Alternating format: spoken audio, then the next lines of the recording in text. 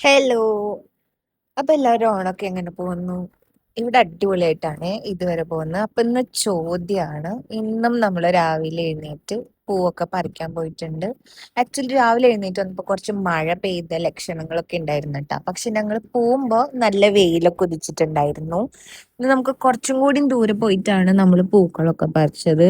അതുകൊണ്ട് തന്നെ ഇത് പേരെനിക്ക് ഓർമ്മയില്ല.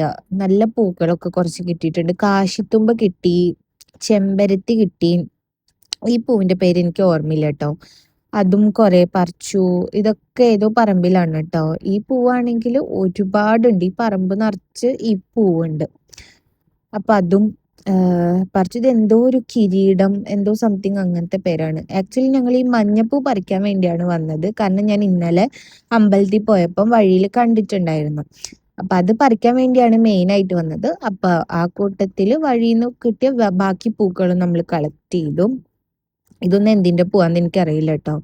കണ്ടു. അപ്പൊ ഒരു കളർ കോമ്പിനേഷൻ ഒക്കെ ഇഷ്ടമായപ്പം അതൊക്കെ വാങ്ങി. പിന്നെ കുറച്ചു നേരം കഴിഞ്ഞപ്പോ യാമിക്ക് നടക്കാൻ പറ്റില്ല പറഞ്ഞിട്ട് യാമി എന്റെ ഒക്കത്ത് കയറി ഇരിക്കുകയാണ്. ഞങ്ങൾ ഇതാ വെയിലും കൊണ്ട് നടക്കുകയാണ്.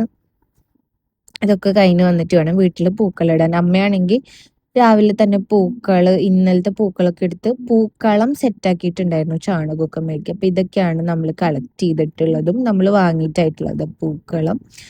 അല്ല, പൂക്കള്. അതിന്റെ ഇടയിൽ ഇതാ മയിലും വന്നു. ഇന്ന് നല്ല പീലിയുള്ള മയിലായിരുന്നേ. പിന്നെ നമ്മൾ പൂക്കളിടാൻ സ്റ്റാർട്ട് ചെയ്തു. നടുക്കൊരു മന്ദാരാണ് വെച്ചിട്ടുണ്ടായിരുന്നത്.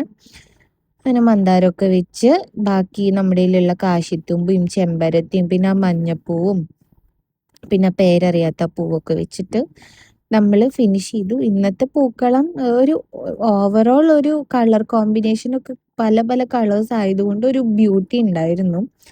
എന്നാലും എനിക്ക് ഇഷ്ടപ്പെട്ടു. കുഴപ്പമൊന്നും ഉണ്ടായിരുന്നില്ല കേട്ടോ. നിങ്ങൾ കണ്ടിട്ട് അഭിപ്രായം പറയണേ.